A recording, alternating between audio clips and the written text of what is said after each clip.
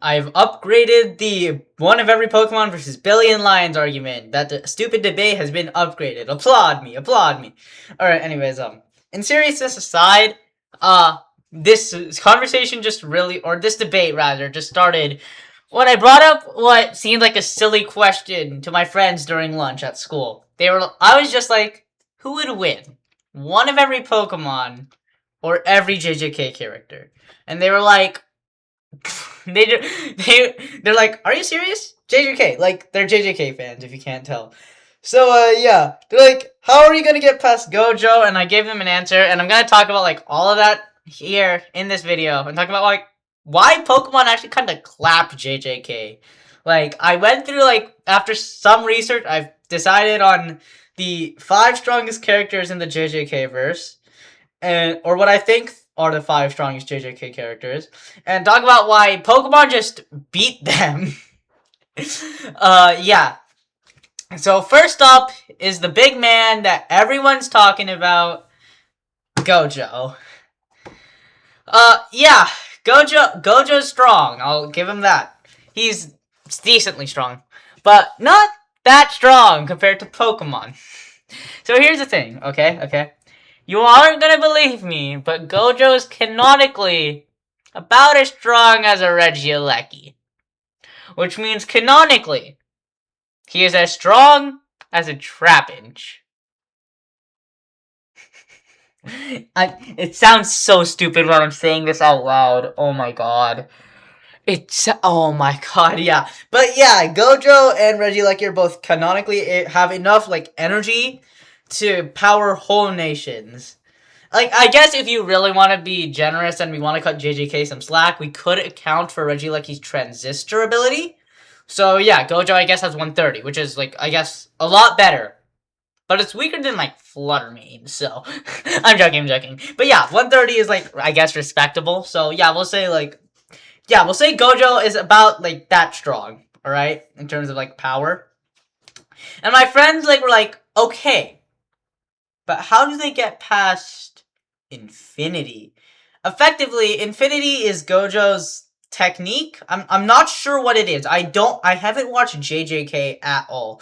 But, yeah. It's like this thing Gojo can do where it prevents any attack from hitting him. I'm not sure whether it's, like, stopping the attack, creating an infinite distance, I guess, or just slowing down. I'm not sure exactly how it works, but just basically how it does is it moves the attack away from him or prevents him from actually hitting him, right?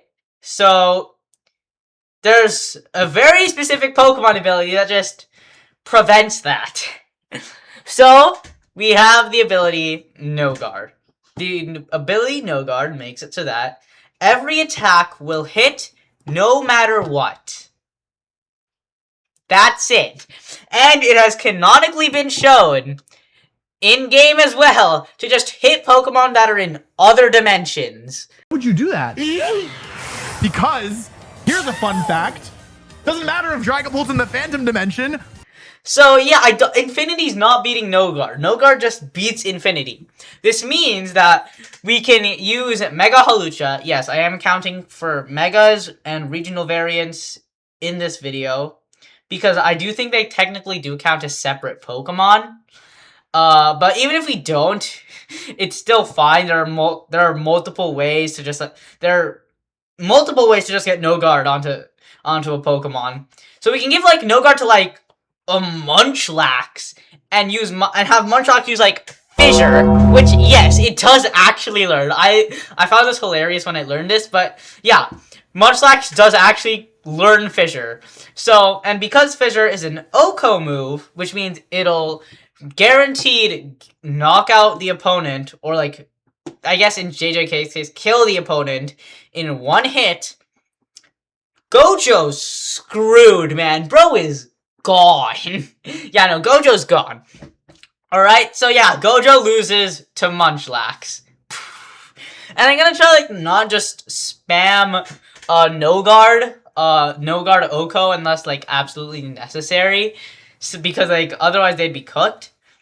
And next up, I think, what's his name? Sukuna. That's his name. Okay, Sukuna. Right. So, effectively, my friends told me that, Sukuna has this thing called, like, World Slash, or I'm not sure exactly. I could be thinking of a different character here, but I think it's like World Slash. It's this super big slash that effectively cuts through anything and anything and everything within like a certain distance, I guess. I'm not really sure how this works. But yeah, it's just a big slash. So like, and also he has a bunch of fire attacks. That too. So fire attacks are pretty easy to deal with. We have like Primal Kyogre, I guess. We just have Primal Kyogre just chilling. He could just like cancel out all fire type attacks. He's like, nah, your fire does not exist near me. Like, because basically for JJK fans, Primordial Sea is Primal Kyogre's signature ability, and when it is active, all fire attacks are just completely nullified. So he can't even use any of his fire attacks. So basically, yeah, all he has is World Slash.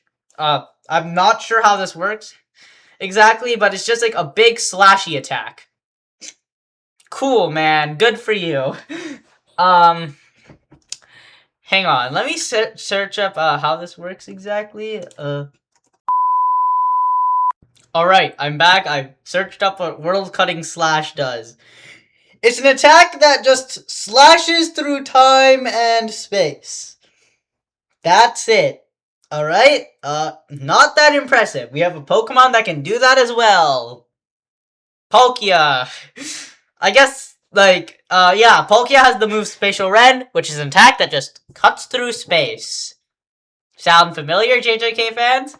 And that attack can be blocked by literally any Pokemon in the game that learns like just protect.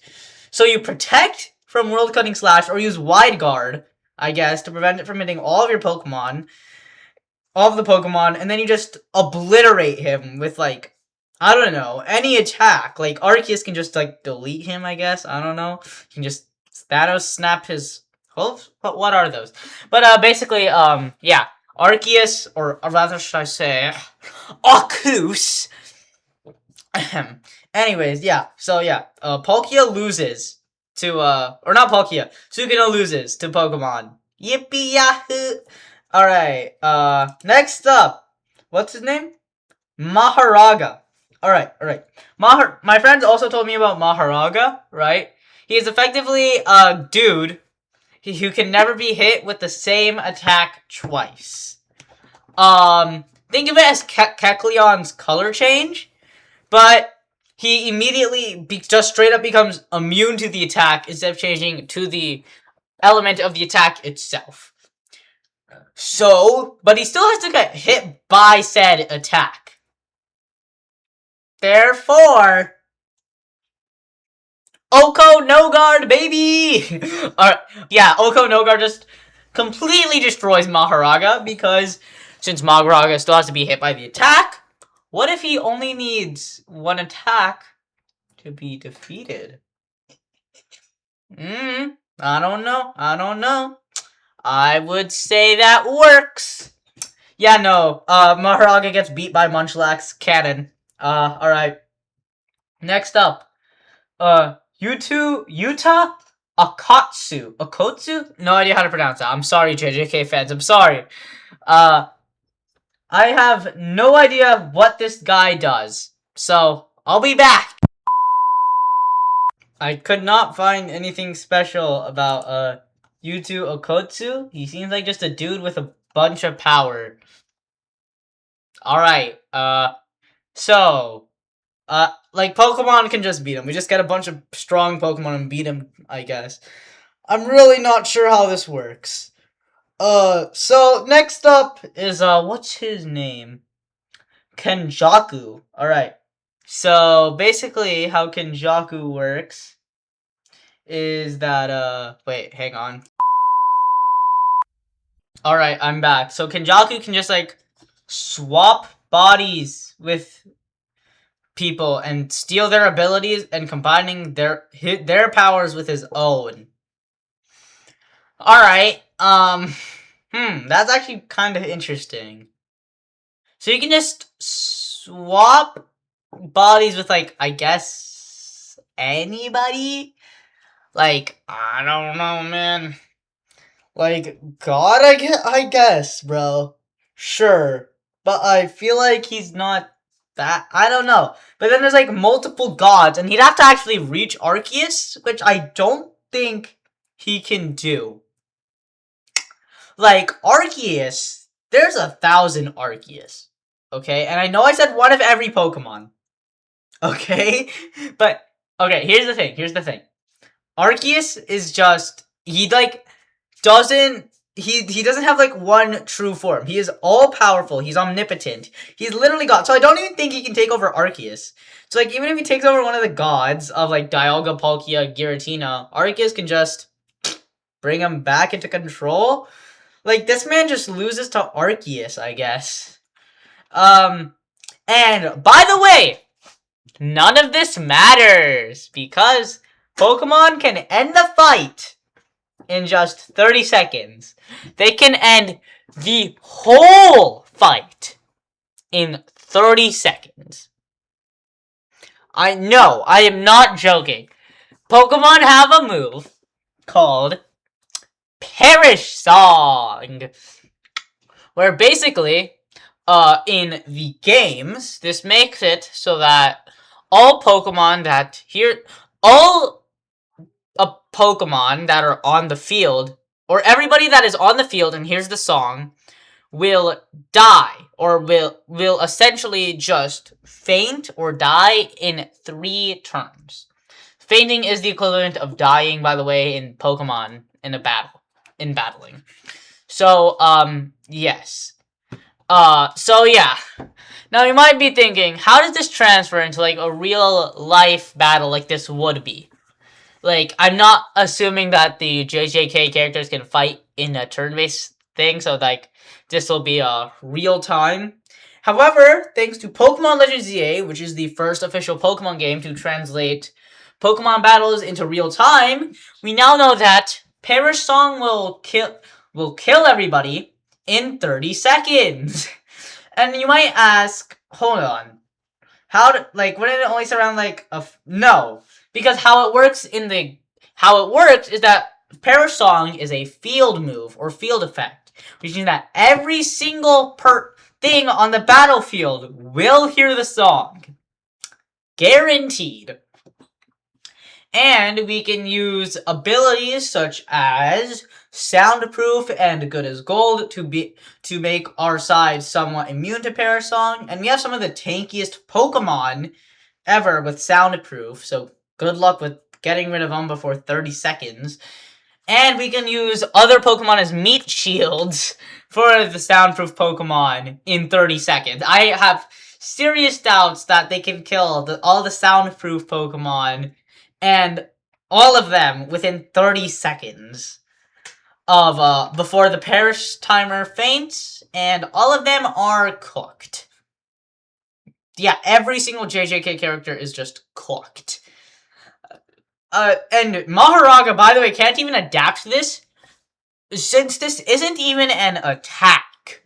Like, this isn't an attack, it's just a song. And then he just dies. So, yeah, that's how Pokemon completely destroys JJK. Yeah. Good luck, I guess, JJK fans. Like, I'm not sure how that guy, what is his name? Yuta? But I don't think he's just, like, that strong. He just has a bunch of cursed energy or something like that. So you can just get a bunch of strong Pokemon and beat them. So, yeah. Goodbye. Hope you liked the video. Maybe subscribe. And, goodbye.